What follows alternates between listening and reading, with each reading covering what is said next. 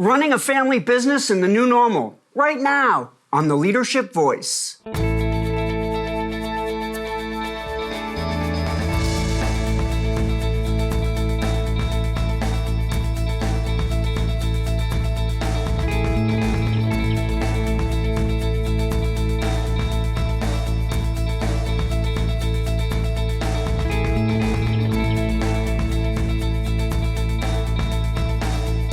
Welcome to the Leadership Voice. I'm your host, Jay Barbuto. Today's show is about the new normal in family businesses, and we have two great professionals and a professor of family business to show us the way. Joining us today is Carlos Guaman, president of El Triunfo, and Josh Gonzalez, director of retail operations at Northgate Gonzalez Market. We also have a leadership lesson being delivered by Professor Tam Nguyen. Let's start things off with today's quote of the day. Today's quote comes from Jeanette Gregson, CEO of Allstate Trailer Spares. A family business is a never-ending journey, one that is continually evolving. Just when you think you've got a handle on something, things change and you have to adapt quickly and efficiently. It's time to introduce our first guest, Carlos Guaman. Carlos is president of El Triunfo Corporation, a full-service accounting and insurance firm which offers clients a wide variety of products and services. Originally from Ecuador, Guaman graduated from a number of Southern California colleges, earning degrees in liberal arts, economics, and business administration, with an emphasis in accounting, finance, financial management, and planning. He also holds a Master's of Science degree in accounting and an MBA. Carlos, thank you so much for joining us on today's show. Thank you so much, Jay. This is actually one of the greatest moments of my life because going back to Cal State Fullerton after the pandemic is wonderful. Well, it's great to have you here, and it's a great chance for you to share a lot of the things you've learned during your career for other family business owners or family business owner hopefuls that might be watching the show. Yes. Let's start things off with El Triunfo. Let's talk about your family business. Tell us, what does El Triunfo do? And then why did you decide to start this company? El Triunfo Corporation helps a small business, especially on the Latino community, helping to set up the corporation, helping with the bookkeeping, the insurance, and the taxes. Because most of the Latino business, they don't know they can strategize for saving taxes, investment, and how to make the business grow. And so why did you decide to start this company? Back in 2008, I noticed that when the real estate market crashed, most of the Latino business owners, they didn't have a corporation, they didn't have a bookkeeping, they didn't have a financial statement, and they didn't understand how the money works. And so you figured you did know those things. Yes. So there's an opportunity to start a business. And you started small and then just kept adding clients. And yeah, I started actually really small. When I opened the firm, literally I was working for a Starbucks because I didn't have a physical location yet. So my working right now from here for 2 weeks until I get an office, and I started from there. Just an office, a desk, a laptop, and a printer, and started good to go. So we'll have to go to that Starbucks restaurant where you started and get a little plate for the table and say the first corporate headquarters of El Triunfo was at this table. That would be really nice on 17 and Grand. Exactly. So let's talk about change and how this public health crisis and the pandemic has really changed operations. So during the pandemic, during this health crisis, how did El Triunfo have to change the way that they work? So many things changed, especially when we start having the software and the technology. That was one of the greatest things, working from the computers on the cloud and having the employees working from any part of the world. That was one of the biggest challenges, but the good thing we had that technology available at that time. So how did you, as a company, get through the pandemic and survive? A lot of companies didn't survive the pandemic. One thing that a business owner understands, the financial statements and having the PPP and the idle loans require having an accountant and a tax preparer working directly with them, that helped us to actually grow during the pandemic. And so when you think about moving forward and how to be successful, what do you see as the keys to success for a family business? Usually a family business, they don't adjust to the changes and they wait for things to happen. So one of the things you can recommend in any small business is to be flexible and to be ready to any changes. That means getting prepared, getting up to technology, and also understand how the whole employee system works. So those are great keys to success. So I have a couple more questions that we want to ask you. because we're really excited to learn about how you've managed to balance things like running a business and also having a family and having a family business. How do you mix family and business? How do you create that balance between family and business? Having family working in your small business is one of the biggest challenges. One, you need to separate them by departments and also having an organization chart and also a job description. Things that you're supposed to have in any business. So they are responsible in each location, and you get advice for everybody and make sure that you're running as a standard business. You don't mix too much the family situation because things can get complicated. But as soon as you step out of the work, everything is fine. You're going back with the wife or the sisters who work in the office. Do you sometimes have to say, all right, this is not business, this is family, or sometimes say, all right, this is not family, this is business? Sometimes you have to say that, but a good thing working in the whole El Triunfo Corporation is that we are all family. From the celebration, the birthdays and any achievement or anything that happened in the office, we celebrate like a big team. One of the opportunities that you have because of your company, you work with, not only are you a family business, but you work with a lot of family businesses because of the services you provide. Have you seen a lot of mistakes that you see a lot of family businesses make that could sometimes really derail their success? What are some of the things that you see companies do that really are going to potentially derail them? Yes, there are so many things that happen. One, they don't separate the money-wise with the organization chart. So that means either the husband or the wife start taking the money without having a real control of the money. That's one. Two, they always say that my wife is the one who's going to be doing the bookkeeping, like pretending the wife is an accountant, or my daughter. And they start making decisions about the house in the office or in the work, and they don't have a separation between the work and the family. Also, they're never preparing themselves how they're going to manage the organization because they start growing, and sometimes the way how they handle it is to see how much money I have on my pocket instead of checking the financial statements. And so if we don't keep the finances separate between family finances and business finances, then it could become quite a lot of problems. And I noticed that that's one of the major reasons why a small business, they don't succeed, is because they don't have the real understanding of the money. And that's kind of where you come in, especially. So what advice would you give a family business that might help them really survive in these times? In this time, any small business, any family business, they need to sit down and have a board of directors. That's really important. And the board of directors can be the family. You actually can step out of the business and discuss it and say, this is how we want to run our company, or how we want to run our corporation, or maybe incorporating the business and having everything in place. Two, have another business advisor join you during this process. Also have your attorney to double check and make sure your financials and all the legal aspects are correct. And also always sit down with your accountant so can go over the taxes so you don't pay too much. Oh, that's good. Those are all good advice. So thank you, Carlos, for joining us and having this conversation with us. We want you to stick around because we're going to have a panel discussion with you and our other guest, Josh Gonzalez. So stick around. Sounds good. Thank you very much. And now it's time for a featured segment of the Leadership Voice. It's today's Did You Know? Today's Did You Know comes from PwC.com.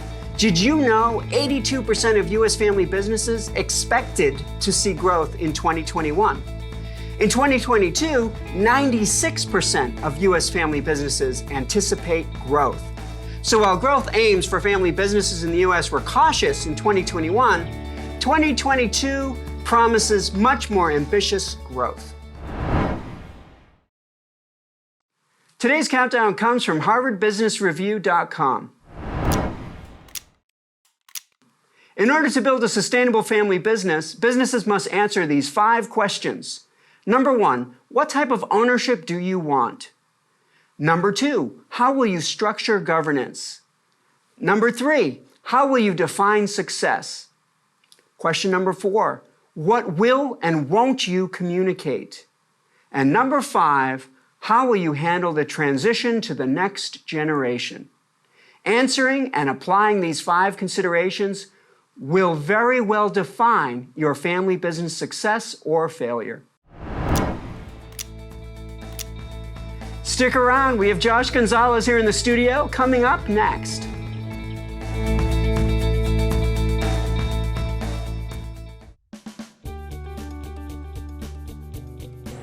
Well, we found here at Honda Center in the Anaheim Ducks that the Center for Leadership brings expertise in doing research, in doing training.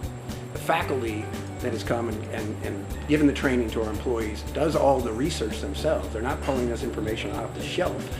They're out there researching themselves, talking from firsthand experience, and it brings such a level of competency that we, again, don't find from other trainers that are on the market. Well, simply put, is what really differentiates and distinguishes Fullerton and the Center for Leadership, really is your expertise. You guys are able to create customized content for our business based on true research. The faculty from Cal State Fullerton, obviously they're professors of their field. They have deep knowledge and research, but also, aside from the theory, they really bring in some practical examples, and they bring in a lot of interactive activities. The Bringing Learning to Work initiative is our way of meeting the needs of Orange County businesses and communities. When our clients ask the Center for Leadership to come to bring learning to work, the clients know that they're getting cutting-edge information, the latest thinking in the field, but they're also getting world-class training.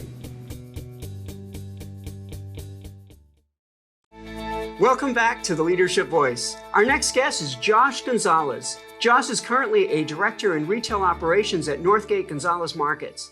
He is a third-generation family member and works alongside his family to offer their customers the best Mexican products and authentic experiences. They are also very passionate about serving their communities. In 2018, Josh graduated from Cal State Fullerton with a Bachelor of Arts in Business, Finance, and is currently working on his master's at USC. He and his wife, Johanna, are currently married and enjoy hiking and spending time with family. Josh, thank you so much for being on the show today. Thank you for having me. Glad to be here. Well, a lot of people have visited Northgate Gonzalez Markets, but a lot of them may not know how it originated. Could you share a little bit about how Northgate Gonzalez Markets came to be? My grandfather was a shoeman. He made shoes, had a shoe factory in Mexico, in Jalisco, close to Guadalajara. He came on hard times. The factory burned down. He had to come to the U.S. as an immigrant, and slowly but surely started to bring the family. In 1980, there was this opportunity to buy a 2,000 square foot store. And they thought it was huge. Obviously, it wasn't that big, but they started serving the Hispanic customer who was longing for their products from their home country. And now we have 42 stores in Southern California. We have 38 family members working in the business, and we serve authentic Mexican products to our communities. So if somebody has never been to a Northgate Gonzalez Market and they came to one, what would they expect to see? They would expect fresh produce, amazing marinated meats, carnitas, fresh tortillas, everything fresh and authentic. Oh, that's terrific. So let's talk a little bit about family business. Sure. Growing any business is a challenge. But when we talk about growing a family business, there's a lot of balancing that has to go on, balancing between the business side and the family side. How does Northgate Gonzalez Markets balance family and business?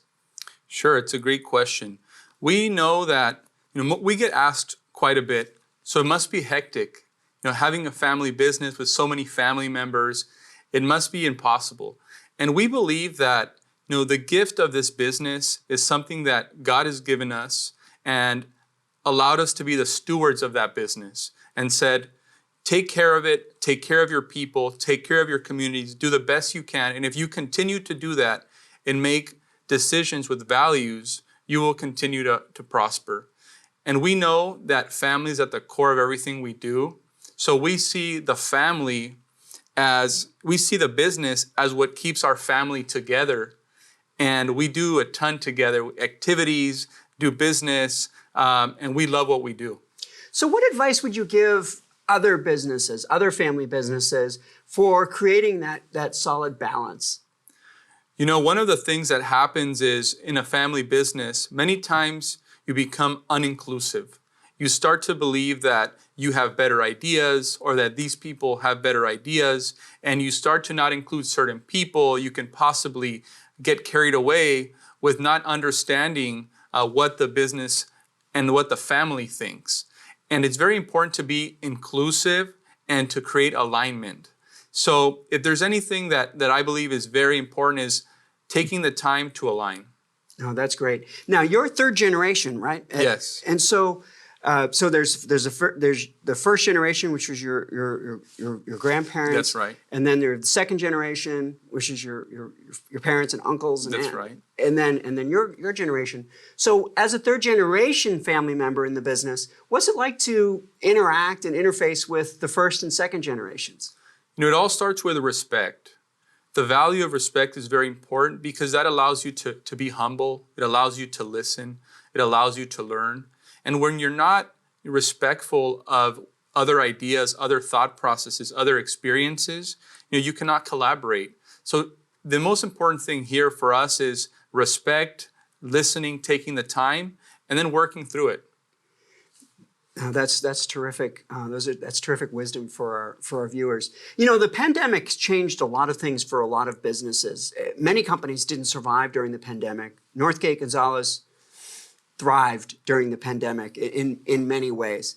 So what would you say was the key to success for Northgate during the pandemic and also moving here into what's going to become our new normal?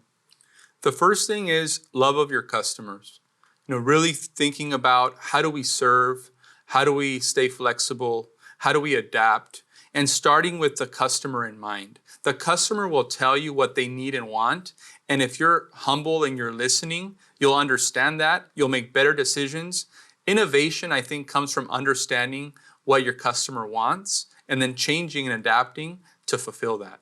And so because you stand for your customers and meeting your customers' needs, the fact that our environment changes doesn't change what your role is, which is still to serve your customers. That's right.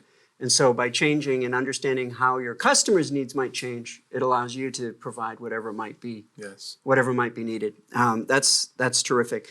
So imagine the opportunity to give someone advice. If a friend came to you and said, Josh, you're in such a thriving business with a great family business.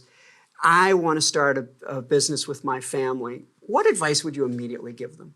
I think it's natural to think that when you're going to start a family business, think about the family first.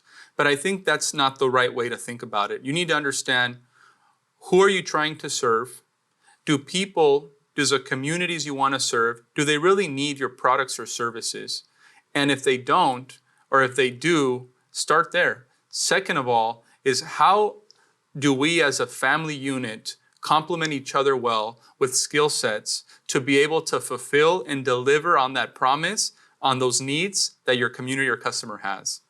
Oh, those are all great. That's great advice for a new business owner or family business owner. Now, Josh, thank you for joining us and joining us in this conversation. We're going to have you back in just a few minutes so that we can do our panel discussion along with Carlos. Thank you. Thank you very much. Terrific. It's now time for our leadership example. Today's leadership example comes from FamilyBusinessMagazine.com.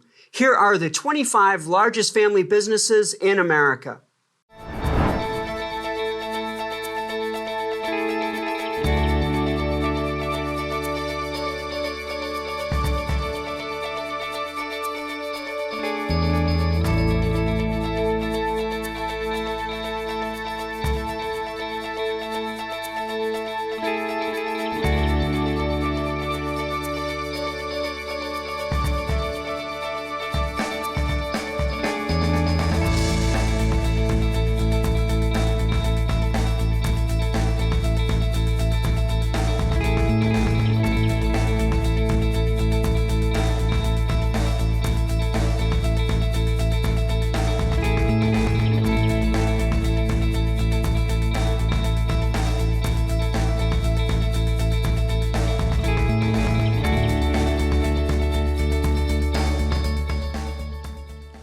It's now time for our leadership lesson.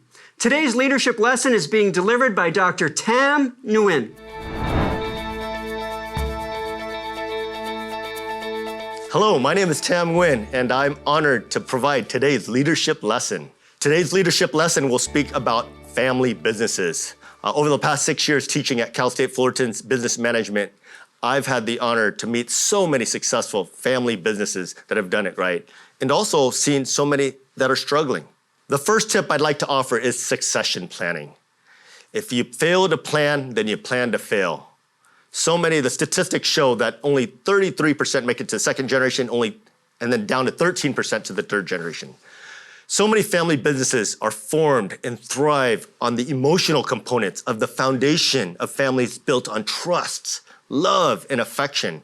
Those are so important. But without planning, negative emotions such as resentment, jealousy, and rivalry can actually sneak in if not handled with care. Family dynamics and relationships in many cases are actually the hardest part of the business. And actually, once that gets figured out, the business part of the business becomes easy. Next, I would like to share the tip of leading family businesses and keeping things separate from the family side and the business side.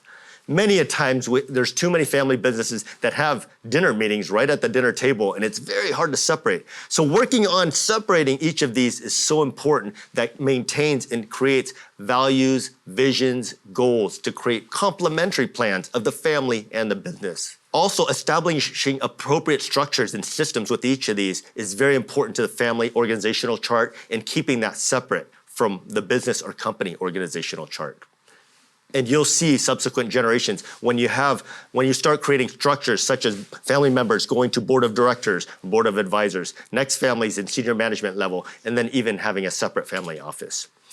Many leaderships have to be earned on merit. So creating those structures is important to have that and communicated early on. The third and final tip is communication. Communication is so key in all relationships. It is essential for any relationship in any family or business in order to do so. So, creating the right the way to communicate, especially intergenerationally from a first, second, third, or fourth generation is so important. Creating clear roles and clarity in those roles and expectations through good communication is so important. So, please, emphasize communication, create family bonding times, and create a good, healthy, and happy structure for that. With that, thank you so much for today's leadership lesson.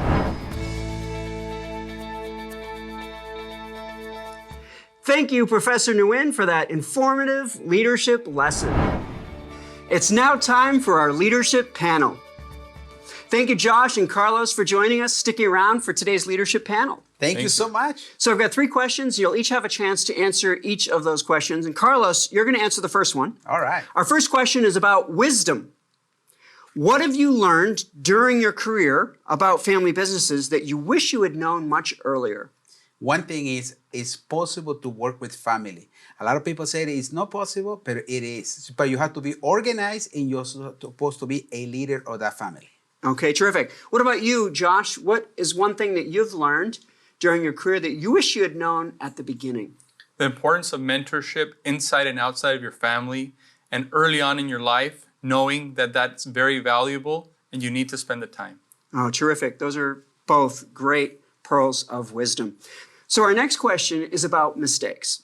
Josh, can you share a mistake that you have made and what you learned from that mistake and how it has eventually made you a better leader? Sure. When I was running one of our stores in La Habra, California, I had a large team, about 225 team members.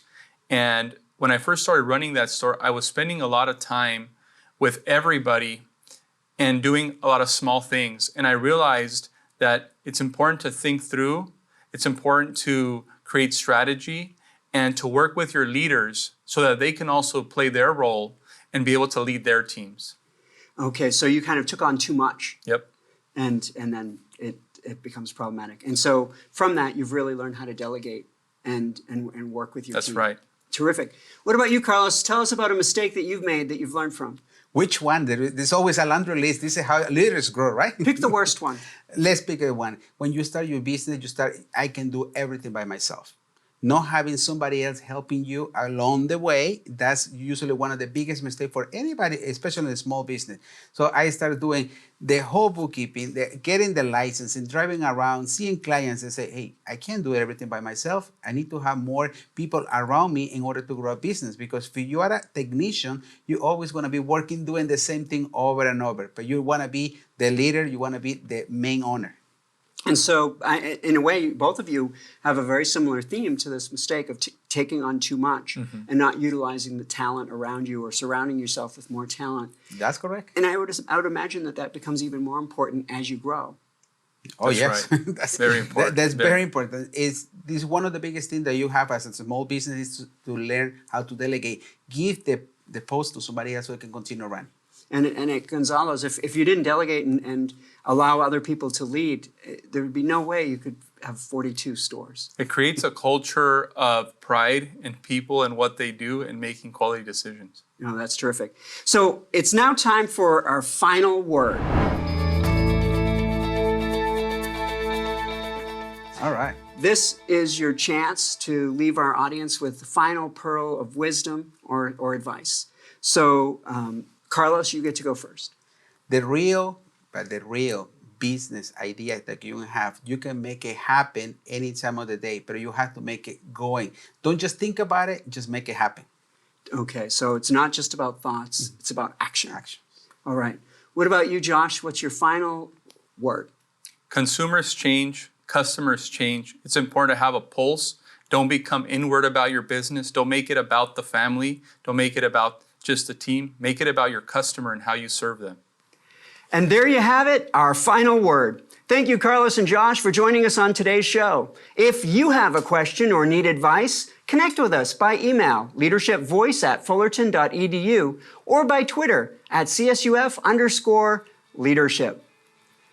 Well, that about does it for today's show. Today we explored the new normal in family businesses. Thank you to our guests, Carlos Guaman and Josh Gonzalez, for joining us. And also thank you to Professor Tam Nguyen for delivering today's leadership lesson. Join us each episode of The Leadership Voice as we bring you insights to guide your leadership development. I'm Jay Barbuto, and on behalf of the Center for Leadership at Cal State Fullerton, we'll see you next time right here on The Leadership Voice.